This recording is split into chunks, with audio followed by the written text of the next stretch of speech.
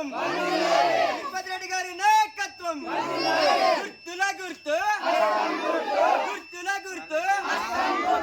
మరి ఈరోజు ముందు కూడా మరి మన హస్తం గుర్తుకు ఓటు వేసి మన రేవంత్ రెడ్డి గారిని ఏ విధంగా అయితే అత్యధిక మెజారిటీతో గెలిపించినామో మన నియోజకవర్గం నుండి మరి మన ఓటు ద్వారానే మన సార్ గెలిచిండు. మనం గెలిపించుకోవడం ద్వారా ఈ యొక్క నియోజకవర్గం నుండి ఇన్ని సంవత్సరాలకెంచి 75 సంవత్సరాలకెంచి ఒక మంత్రి పదవి లేకుండా ఈరోజు ఒక ముఖ్యమంత్రిగా మన నియోజకవర్గం నుండి ఎన్నుకోబడింది. అందుకని మనం అదృష్టవంతులం. ఈసారి కూడా మన ఉమ్మడి మహబూబ్ నగర్ నుంచి వంశీ చంద్రారెడ్డి గారిని ఖచ్చితంగా అత్యధిక మెజార్టీతో ఓట్లు వేసి ఖచ్చితంగా ఆయనని పార్లమెంటుకు పంపించి మన నియోజకవర్గ బాధలు, మన ఉమ్మడి మహబూబ్ నగర్ బాధలు ఖచ్చితంగా ఆ ఢిల్లీలోన పార్లమెంట్లో వినిపిస్తాడు.